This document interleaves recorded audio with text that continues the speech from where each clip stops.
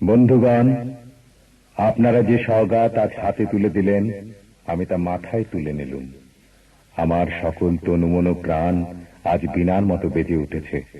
তাতে শুধু একটি মাত্র সুর ধ্বনিত হয়ে উঠছে, আমি ধন্য হলুম, আমি ধন্য হলুম। আমায় অভিনন্দিত আপনারা সেই দিনই করেছেন যেদিন আমার লেখা আপনাদের ভালো লেগেছে।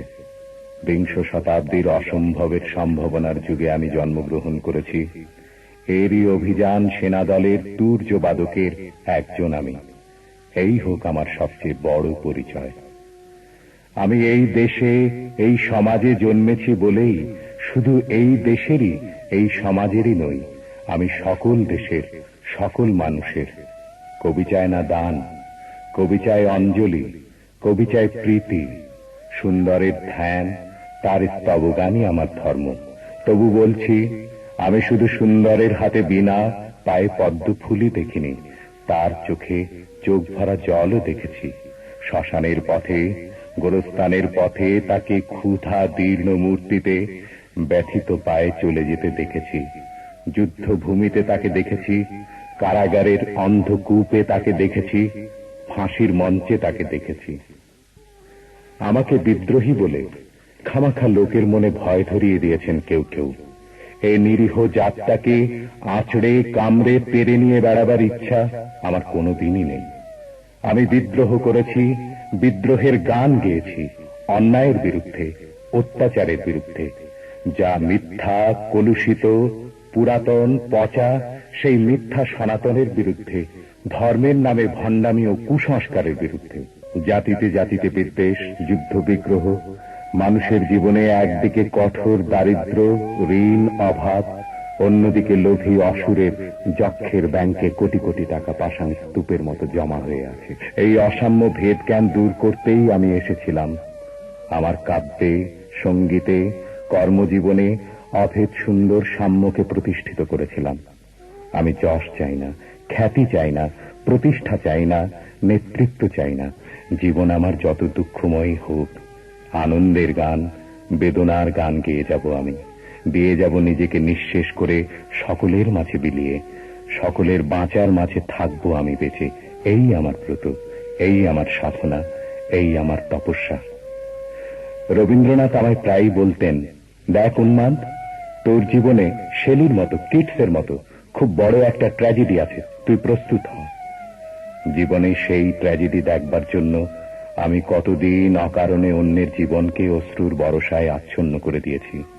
কিন্তু আমার জীবন রয়ে গেল বিশুষ্ক মরুভূমির মতো তপ্ত, মেঘের ঊর্ধ্বে শূন্যের মতো, কেবল হাসি, কেবল গান, কেবল বিদ্রোহ। আমার বেশ মনে পড়ছে একদিন আমার জীবনের মহা অনুভূতির কথা। আমার ছেলে মারা গেছে, আমার মন তীব্র পুত্র শোকে যখন ভেঙে পড়ছে, ঠিক সেই দিনই, সেই সময়ে আমার বাড়িতে হাসনাহেনা ফুটেছে। আমি প্রাণ ভরে সেই হাসনাহেনার গন্ধ উপভোগ করেছিলাম। আমার কাব্য, আমার গান, আমার জীবনের অভিজ্ঞতার মধ্য হতে জন্ম নিয়েছে। যদি কোনোদিন আপনাদের প্রেমের প্রবল টানে আমাকে আমার একাকিত্বের পরম শূন্য থেকে অসময়ে নামতে হয়, তাহলে সেদিন আমায় মনে করবেন না আমি সেই নজরুল। সেই নজরুল অনেক দিন আগে মৃত্যুর খিড়কি দুয়ার দিয়ে পালিয়ে গেছে। মনে করবেন পুণ্যত্বের তৃষ্ণা নিয়ে যে একটি অশান্ত তরুণ এই ধরায় এসেছিল, অপূর্ণতার বেদনায় তারই বিগত আত্মা যেন স্বপ্নে আপনাদের মাঝে কেঁদে গেল। যদি আর বাঁশি না বাজে, আমি কবি বলে বলছি নে, আমি আপনাদের ভালোবাসা পেয়েছিলাম সেই অধিকারে বলছি। আমায় আপনারা ক্ষমা করবেন, আমায় ভুলে যাবেন। বিশ্বাস করুন, আমি কবি হতে আসিনি, আমি নেতা হতে আসিনি, আমি প্রেম দিতে এসেছিলাম, প্রেম পেতে এসেছিলাম। সে প্রেম পেলাম না বলে আমি এই প্রেমহীন নীরস পৃথিবী থেকে নীরব অভিমানে চিরদিনের জন্য বিদায় নিলাম। যেদিন আমি চলে যাব, সেদিন হয়তোবা বড় বড় সভা হবে, কত প্রশংসা, কত কবিতা বেরোবে হয়তো আমার নামে। দেশপ্রেমিক, ত্যাগী, বীর, বিদ্রোহী, বিশেষণের পর বিশেষণ টেবিল ভেঙে ফেলবে থাপ্পড় মেরে, বক্তার পর বক্তা।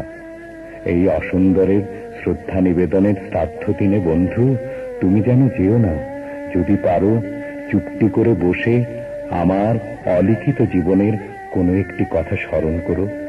তোমার আঙিনায় বা আশেপাশে যদি একটি ঝরা পায়ে পেশা ফুল পাও, সেইটিকে বুকে চেপে বলো, বন্ধু আমি তোমায় পেয়েছি। তোমাদের পানে চাহিয়া বন্ধু আর আমি জাগিব না, কোলাহল করি সারাদিন মান, কারো ধ্যান ভাঙিব না। নিশ্চল নিশ্চুপ আপনার মনে পুরিব একাকে গন্ধ বিধুর ধূপ।